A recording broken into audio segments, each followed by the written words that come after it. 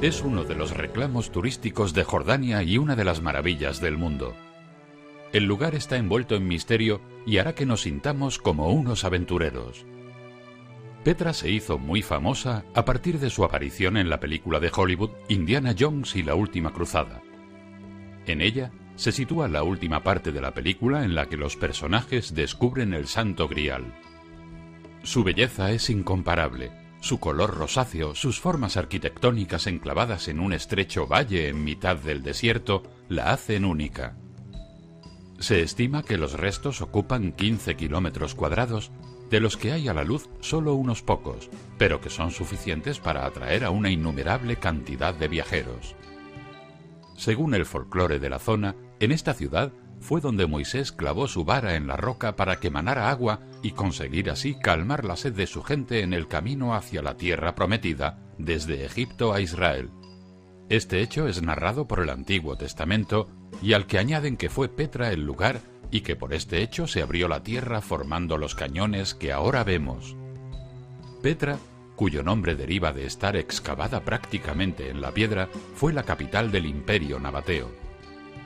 El tipo de piedra es la arenisca, roca que se talla de forma fácil y que permitió que esculpieran directamente en las laderas del cañón un montón de fachadas. Estos bloques yin es lo primero que encuentra el visitante. Como vemos, son monumentos de forma cuadrada y de construcción nabatea. Su función es un misterio. Los expertos piensan que pudiera tratarse de una tipología inusual de tumbas, aunque tampoco sería extraño que fueran construcciones en honor del dios nabateo Dushara, representado generalmente con forma geométrica. Su nombre deriva del folclore árabe que significa genio, ya que los beduinos creían que estos monumentos eran las viviendas de los genios, que se cree que habitan en la zona. A lo largo de nuestra visita veremos varios hasta un total de 25. Pasaremos ahora por la primera gran tumba que encontraremos, la tumba de los obeliscos. La tumba de los obeliscos recibe este nombre por los 4 obeliscos que tiene en su fachada. Es una estructura curiosa, fusión de influencias externas con la de los nabateos. Se trata de una estructura construida bajo otra más antigua, en 2 niveles diferenciados y retranqueados. Según una inscripción en griego, data del reinado de Malicho II, en el primer siglo después de Cristo. La presencia de la escritura griega es un testimonio de la influencia de la cultura helénica sobre esta ciudad, que un día fue cosmopolita. El nivel superior es el más antiguo. Tiene influencias egipcias, con un pórtico central y 4 obeliscos piramidales, símbolos funerarios nabateos. En el medio hay una figura humana que junto con los obeliscos representarían a las 5 personas enterradas en la tumba, pero esto son solo teorías. Estos obeliscos son conocidos como los nefesh, signos nabateos de conmemoración de los difuntos. El nivel inferior tiene características del arte griego, compuesto de 2 cuerpos con 6 columnas cada uno, adornados respectivamente con un frontis triangular, dando la impresión de que tiene 2 niveles cuando es uno solo en realidad. En la cámara interior hay 3 bancas a modo de un triclinio o salón de banquetes ceremoniales. Continuaremos el camino hasta el comienzo de Al-Sik.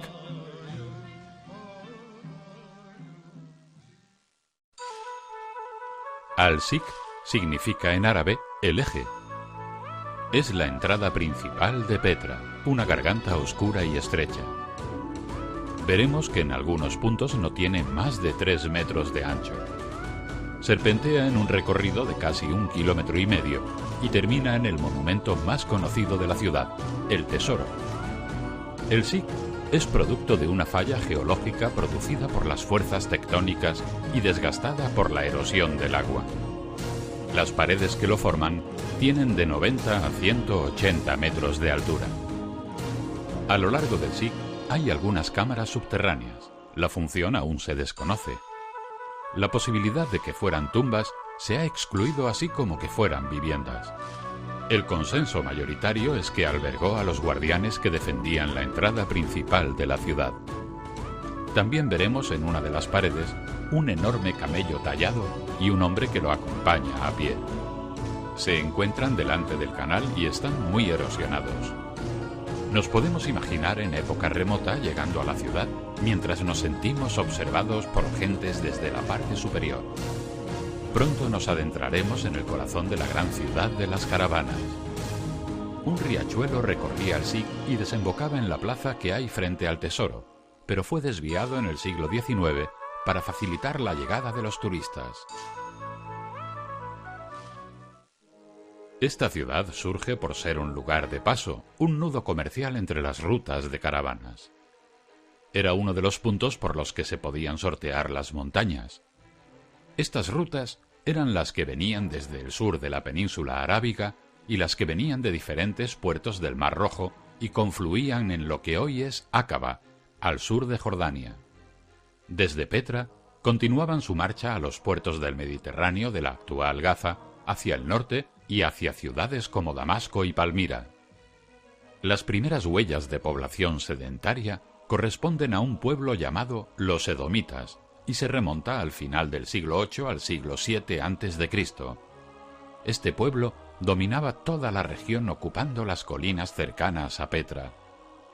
La región sufrió numerosas incursiones por parte de las tribus israelitas, pero permaneció bajo el control de los edomitas al menos hasta su anexión al imperio persa. Según la Biblia, se opusieron al paso de Moisés en el Éxodo como descendientes de Esaú, los hermanos enemigos de los judíos. La llegada de los nabateos, un pueblo nómada árabe, se remonta probablemente al siglo VI a.C., cuando entran en la región y toman el control de Petra. Más adelante hablaremos de los nabateos con más profundidad. Los romanos la conquistaron en el siglo II después de Cristo y después engrandecieron sus monumentos y la romanizaron. La ciudad pierde entonces importancia al trasladarse la capital de la nueva provincia a otra ciudad más al norte. En los siglos posteriores continúa perdiendo poco a poco importancia. También el lugar sufrió un terrible terremoto en el siglo IV que hizo que mucha población se marchara a ciudades más seguras. En el siglo IV y V llegan los primeros cristianos y ya la ciudad está casi abandonada. Su final sucedió durante la dominación musulmana, cuando el califato de Damasco se traslada a Bagdad y las peregrinaciones hacia la Meca ya no pasan por Petra. Era un sitio que, pese a estar en el desierto, acumulaba mucha agua por la cantidad de cisternas construidas.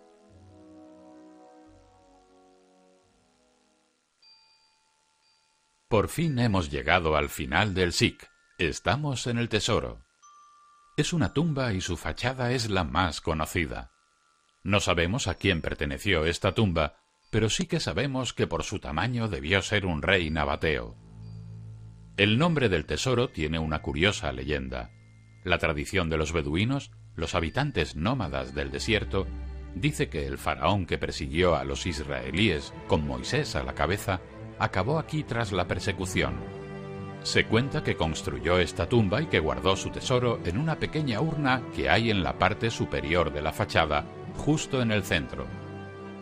Por esta leyenda vemos que ha recibido muchos impactos de bala, de forma que los han disparado esperaban que se derramase algo de oro de sus agujeros.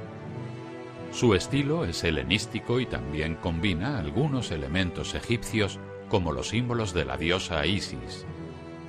La fachada tiene dos niveles. El inferior, de 12 metros de altura, está decorado con 6 columnas que soportan un frontón y a los lados hay relieves escultóricos muy mal conservados que guardan la entrada.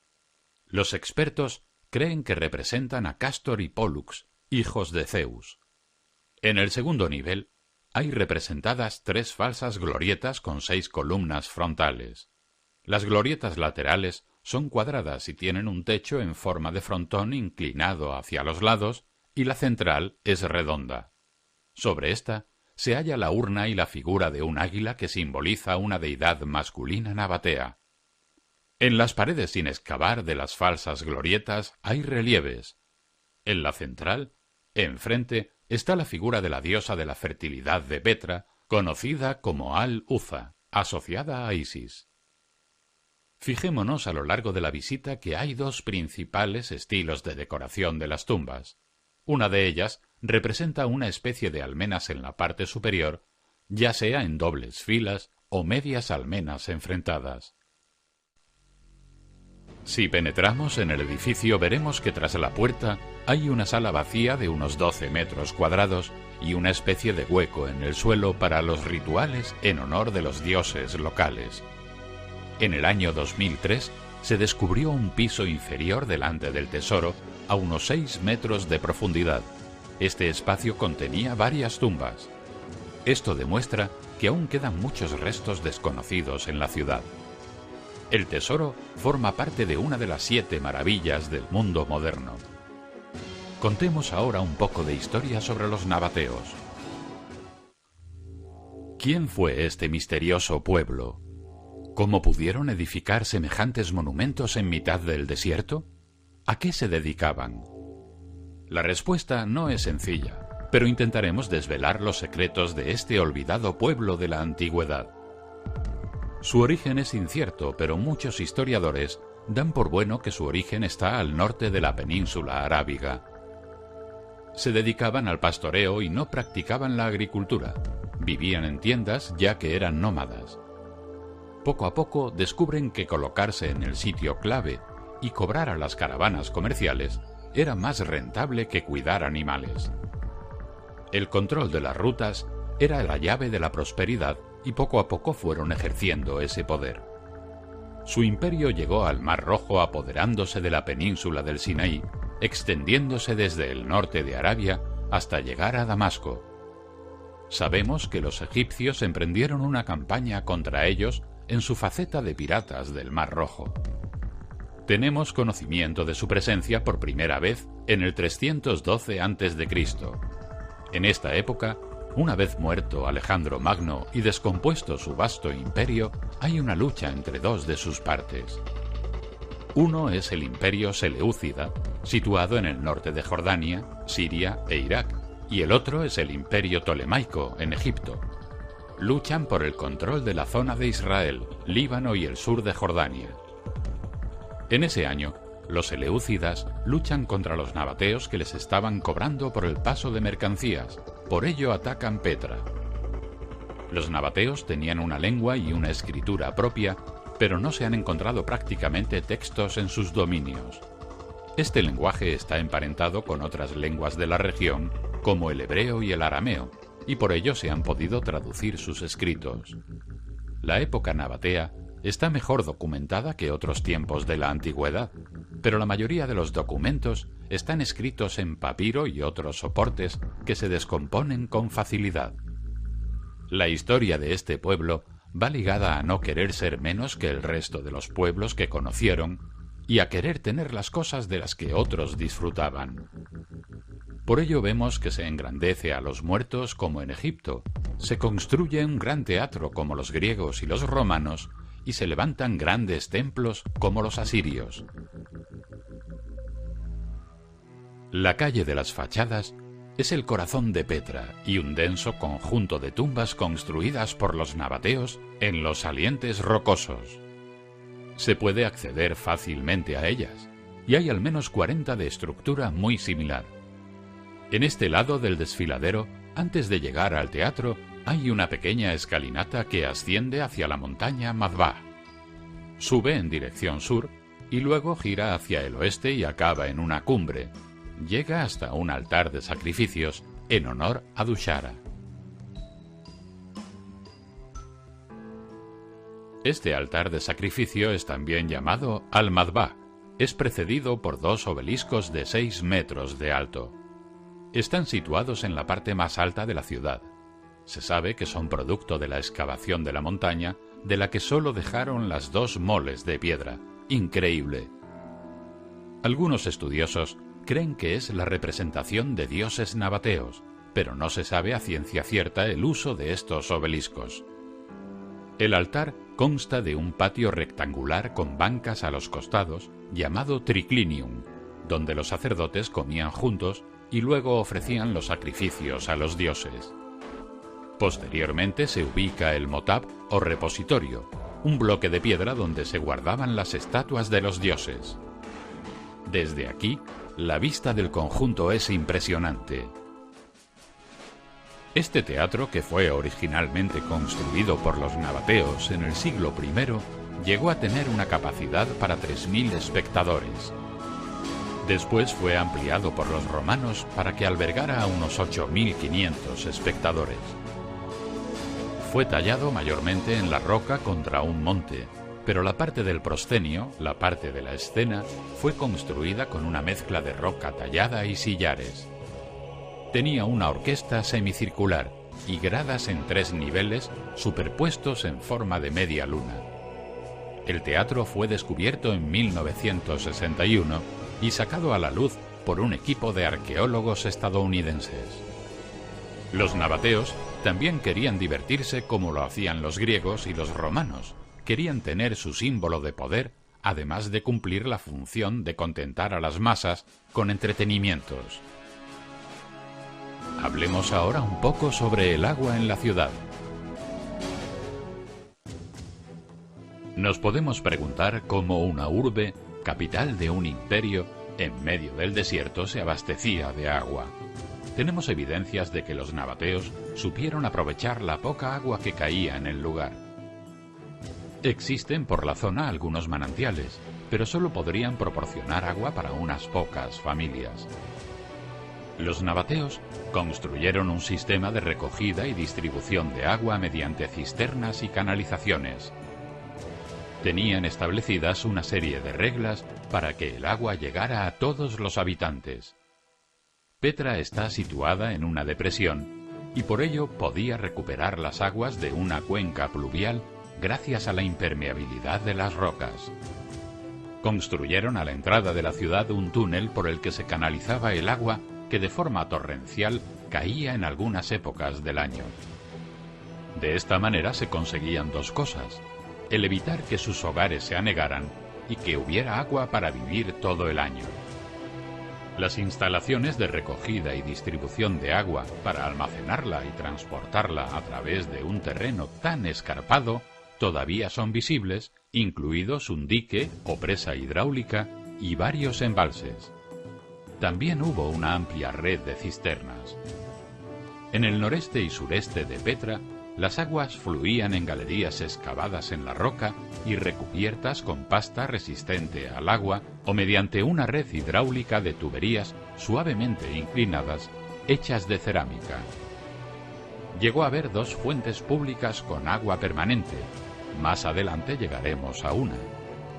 Una red de mayor caudal también podía captar el agua de manantiales y zonas más remotas para abastecer a los barrios más altos. Se estima que estas redes llevaban unos 40 millones de litros de agua por día a Petra.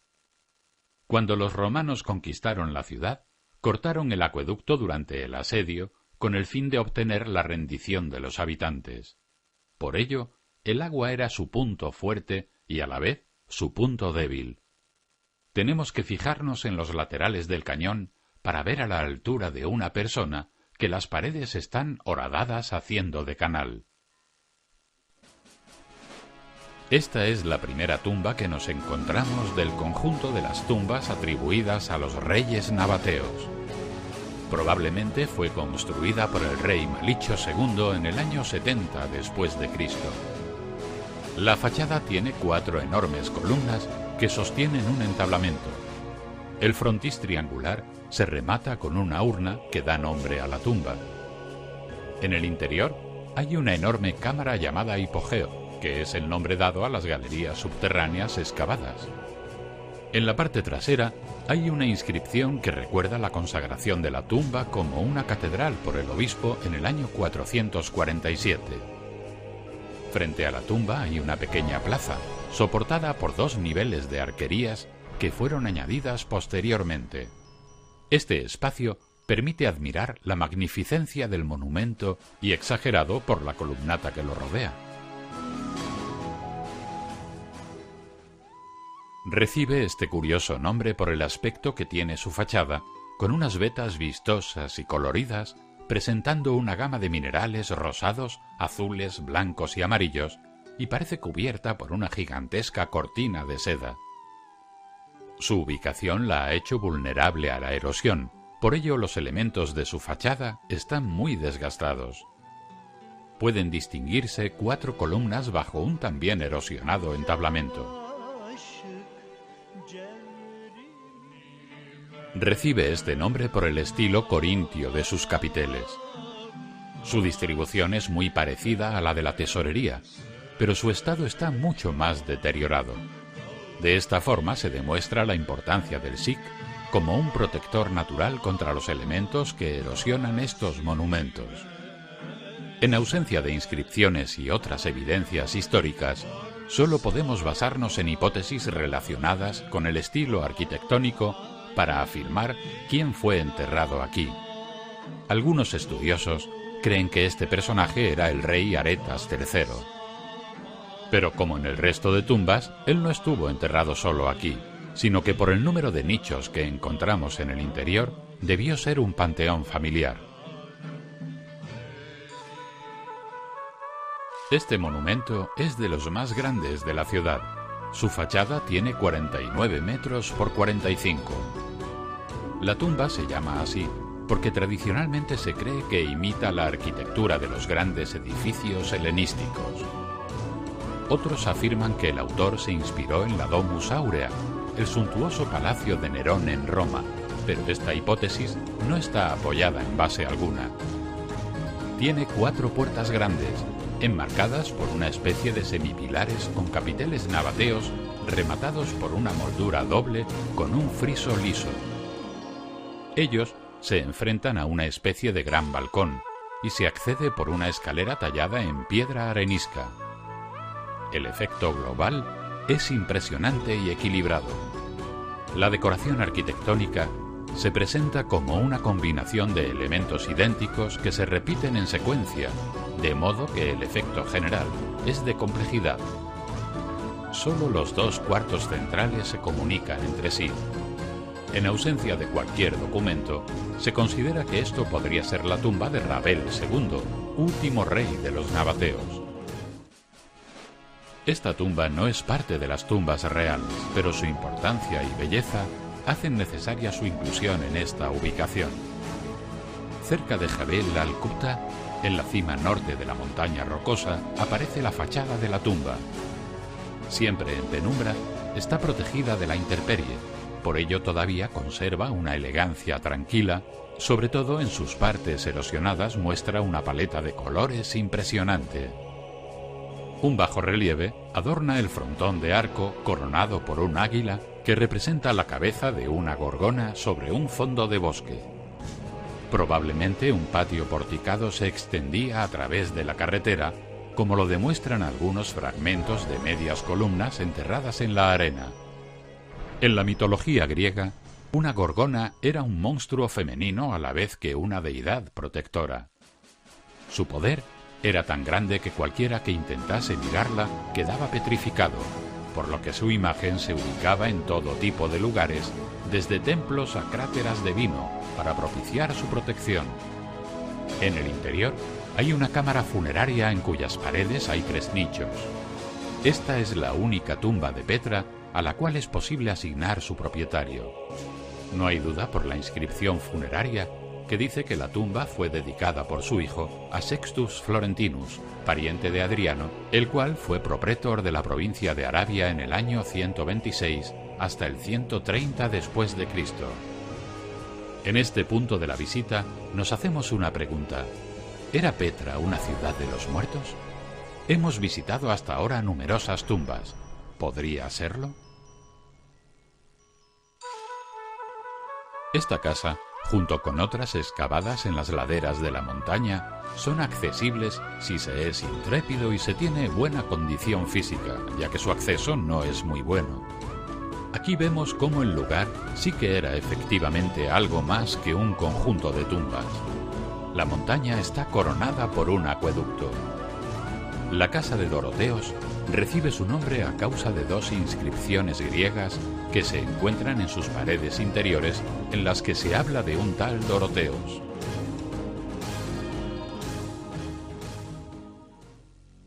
El Ninfeo es una fuente pública.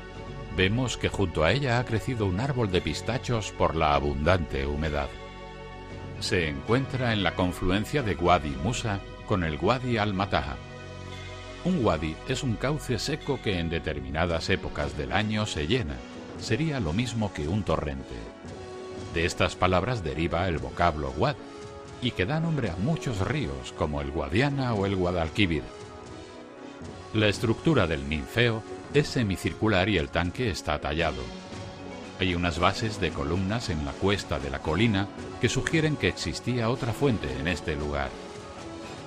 Esta construcción data del siglo II después de Cristo, de la época romana.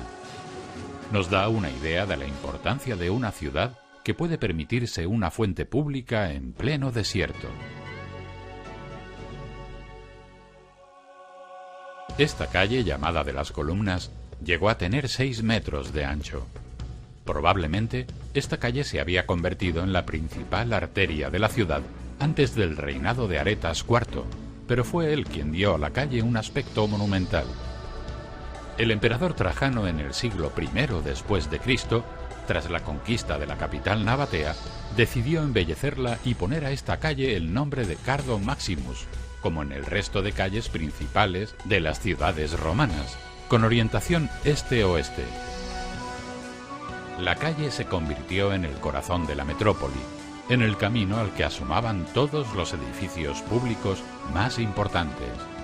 Podemos ver aún restos de su pavimento de piedra y de la acera. Ahora visitaremos varios de los edificios de esta calle. Esta iglesia bizantina fue descubierta en 1990. Fue construida en el siglo V. Se decoró con unos impresionantes mosaicos con teselas de vidrio y piedra, a veces cubiertas con hojas de oro. Su estilo es grecorromano, con detalles inspirados en Petra y sus alrededores, en sus plantas y animales. La iglesia fue víctima de un incendio al final del siglo V que destruyó el mármol y, lo más impresionante, se quemaron unos 50 rollos de papiro que se mantenían en una sala adosada perteneciente a una familia rica. Se han estudiado y se ha visto que corresponden a informes de la vida de la iglesia, además de algún testamento. El mosaico de la nave derecha se compone de 51 medallones dispuestos en 3 órdenes que representan figuras humanas y las estaciones del año. En el pasillo de la izquierda hay 84 medallones decorados con plantas, animales y cestas para las ofrendas. Asimismo, se reconocen 2 pastores, uno de piel blanca y otro de piel oscura. La nave central está decorada con mármoles dispuestos en formas geométricas.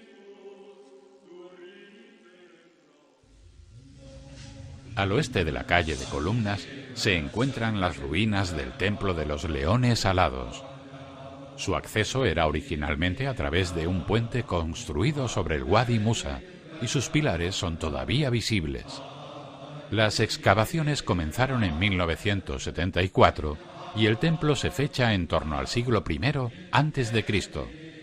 Es uno de los 3 templos que se conservan en la ciudad. El monumento es del estilo nabateo e incluye un gran porche cuyo acceso es a través de un enorme portal.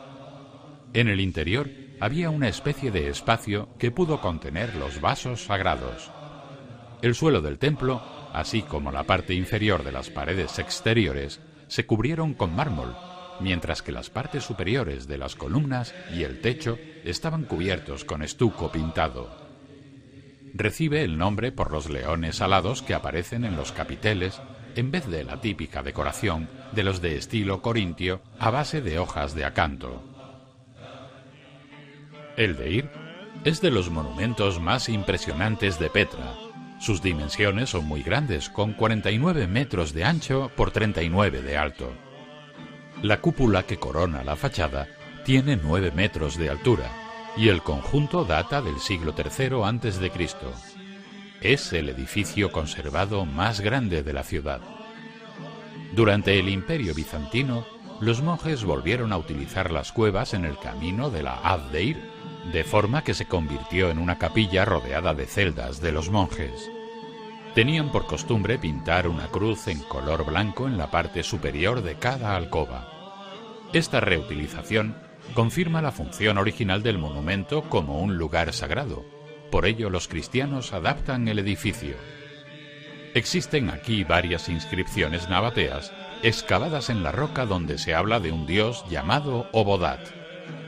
Es bien sabido que Obodat I fue quien obtuvo la victoria sobre Antíoco XII y que fue hecho dios después de su muerte y enterrado en la ciudad de Ibodat. Posiblemente su familia tuvo relación con el edificio y fue construido en su honor. En su interior hay una única sala con un gran nicho en la pared del fondo y un altar en el centro, al que se accede por medio de escalones laterales. Se desconoce la función del monasterio, así llamado porque ese fue su uso en la época bizantina, aunque se piensa que pudo ser construido para fines funerarios.